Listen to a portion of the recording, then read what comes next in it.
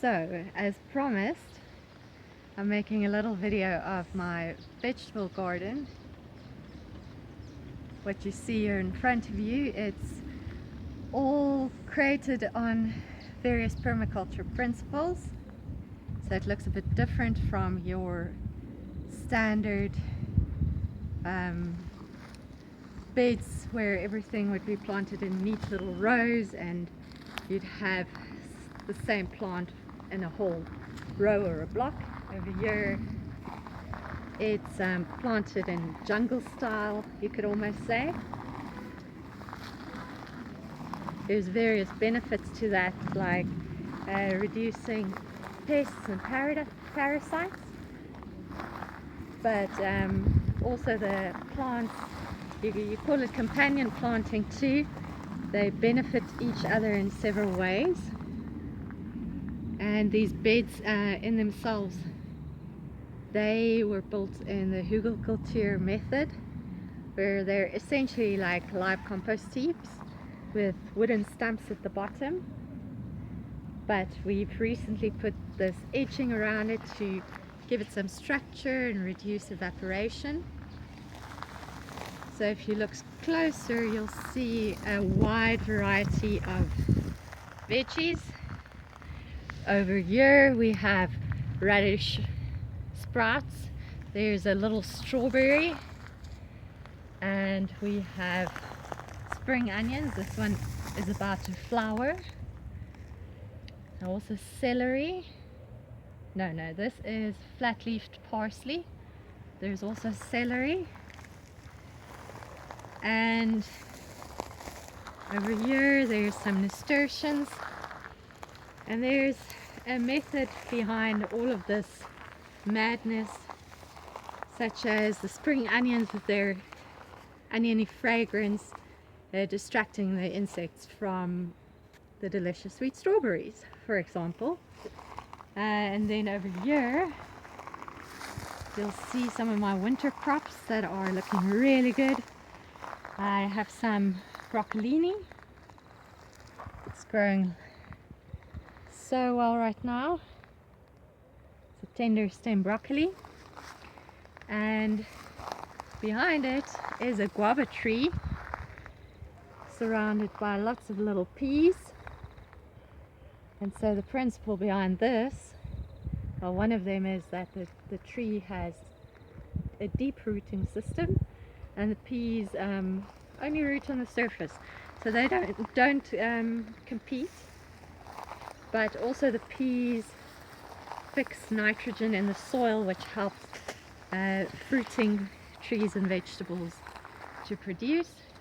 Over here you see how well my peas are doing. Lots of young peas for salad. And then also, hang on, I saw a nice fat pea this morning that's begging to be harvested. Let's see, look at these beautiful little peas, and they are so sweet. They never make it to the kitchen. So you really have to look closely. Oh, and we have our scarecrows. This one, the thing of nightmares. We're hoping to drive off the mouse birds, because they love these delicate greens. So far it's working out. And over here you can see it almost looks like a bush of peas growing in between the other veggies. There's some coriander sprouting over there next to a Brussels sprout. And yeah, basically I try to grow the things that I love eating, but also in a quantity that you can kind of manage, because wouldn't help if you've got loads of one thing, it's more to eat. So that over there is the mustard greens.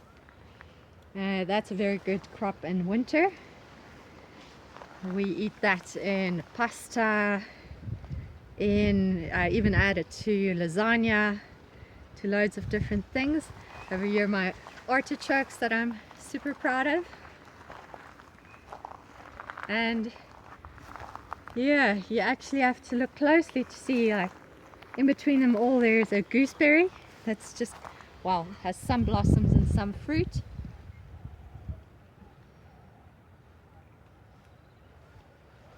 And it just changes throughout the season. Certain things are perennial, like these artichokes. They just keep on going. Even the celery. Oh, there's a little strawberry. It's yet to ripen. And other things like the radishes you'll pull out when you harvest them, and then you'll start over. These are some very healthy looking Brussels sprouts, and their companions are beetroot, which makes delicious salad leaves, and some wild rocket. Over here you'll see it blossoming. So the great thing is with it will self-seed, and after you've had it once, it'll just keep coming back. And I even have some leeks barely sticking out from the ground, but they do take a couple of months before you can harvest them. Oh, and here we have some what I call compost veggies. That's a squash plant that's sprouted from the compost, and those are always lovely little surprises. Tomatoes often do that. There's another little radish sprout.